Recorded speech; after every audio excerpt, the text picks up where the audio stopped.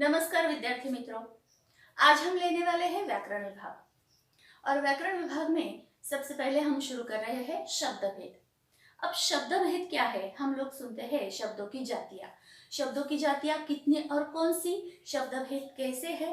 तो शब्दों की जातियां 8 है और शब्द भेद 2 है, विकारी और अविकारी। विकारी शब्दों में कौन से शब्द आते हैं?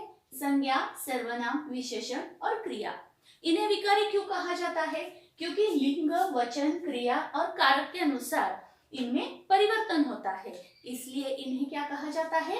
विकारी शब्द। अब हम देखेंगे अविकारी। अविकारी शब्द कौन से हैं?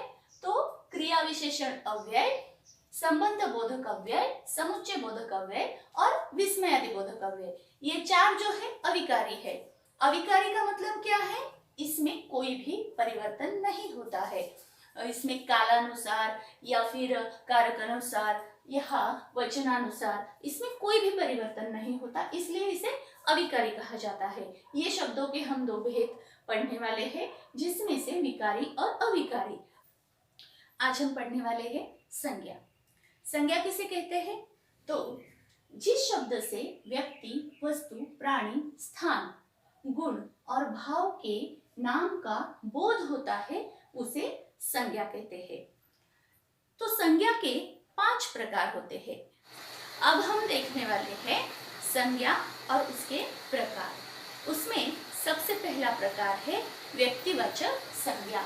व्यक्तिवाचक संज्ञा जिसमें जिस शब्द से विशेष व्यक्ति, वस्तु, स्थान, इनका नाम जिसमें सम्मिलित हो उसे हम व्यक्तिवाचक संज्ञा कहते हैं। जैसे सूरज है जो सिर्फ एक और एक ही है, हिमालय है, गंगा है, या किसी भी लड़की का नाम है अमित, सुमित, अंजलि, संगीता, इस तरह से।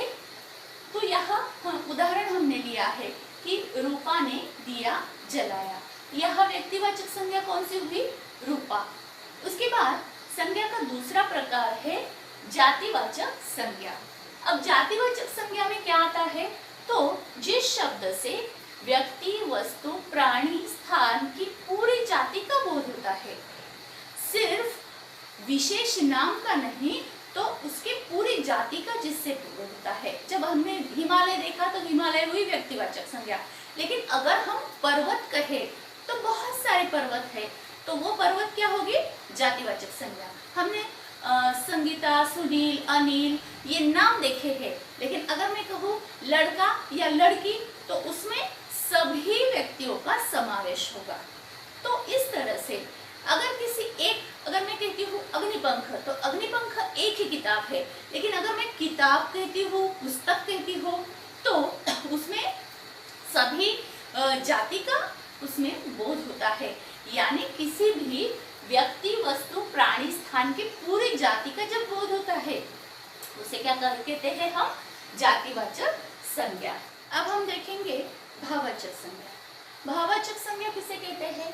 तो जिस शब्द से भाव, गुण, अवस्था या दशा का बोध हो उसे हम कहेंगे भाववाचक संज्ञा।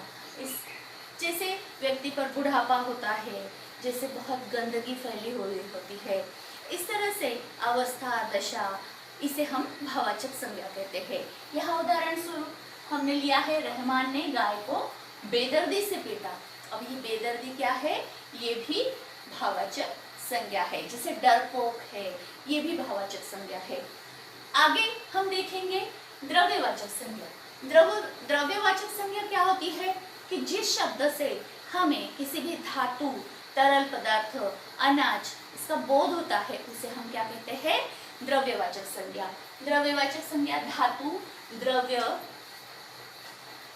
तरल पदार्थ, अनाज के नाम को जो है हम द्रव्यवाचक संज्ञा कहते हैं। जैसे उदाहरणार्थ दाल में घी डालो।